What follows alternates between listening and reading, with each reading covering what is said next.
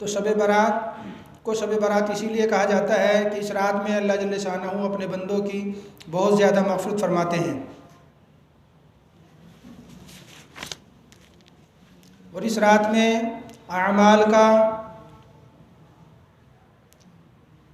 सवाब बढ़ जाता है, उनकी कीमत बढ़ जाती है।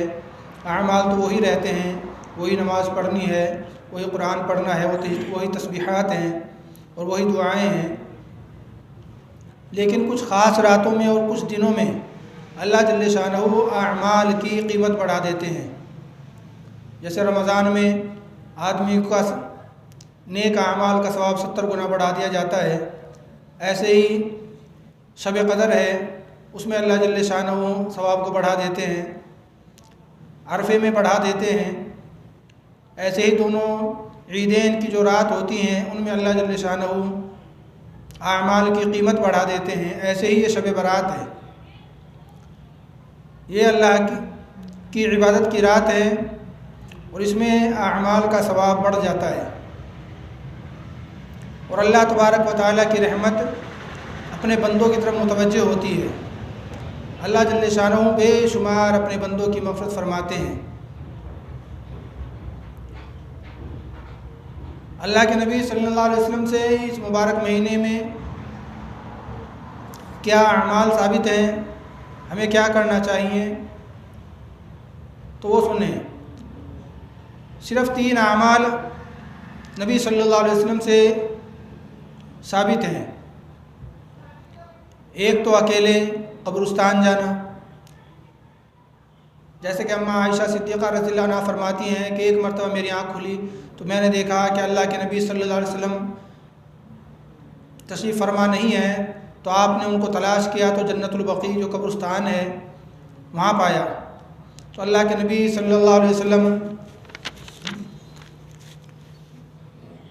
ने कहा है, आयशा जानते हो आज कौन सी रात है? तो फिर अल्लाह के नबी ने ख़ुद ही फरमाया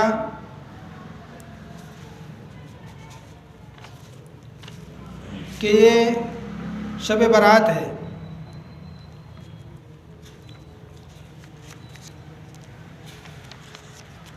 कि ये मग़फ़िरत की और इबादत की रात है।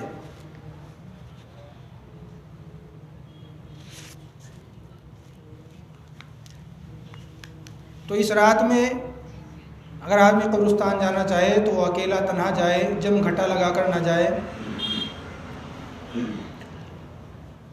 और दूसरा जो काम है वो रात की इबादत है। पूरी रात जागना ज़रूरी नहीं है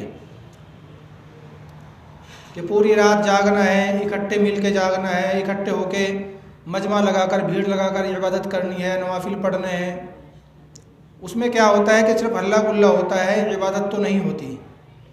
इसलिए नफली इबादत आदमी अपने घर पे कर सकता है, तन्हाई में कर सकता है, अकेले में कर सकता है, चाहे वो कुरान पढ़े, चाहे नवाफिल पढ़े, चाहे दुआएं मांगे। और अगर ज़्यादा नहीं कर सकता तो इशा की नमाज़ पढ़ ले जमात के साथ, और जितनी अल्लाह तौफीक दे उतनी इबादत कर ले और फिर सो जाए अल्लाह का ज़िक्र करते हुए। और सुबह तहज्जुद में उठ कर के तहज्जुद पढ़ ले और अल्लाह से मांग ले, और फिर अगले दिन सहरी खा ले और 15 शाबान का रोज़ा रख ले। तो 3 काम हुए, एक कब्रिस्तान जाना, एक इस रात की इबादत करना और दूसरे अगले दिन का यानी 15 शाबान का रोज़ा रखना। तो ये 3 उमूर साबित है। इसके अलावा जितने काम हैं वो तमाम के तमाम लोगों ने घड़ रखे हैं, वो तमाम की तमाम बिदआत हैं। अल्लाह के नबी से सिर्फ यही 3 उमूर साबित है और हमें वही काम करना चाहिए जो कुरान और हदीस से साबित हो और अल्लाह के नबी सल्लल्लाहु अलैहि वसल्लम ने हमें बतलाया है।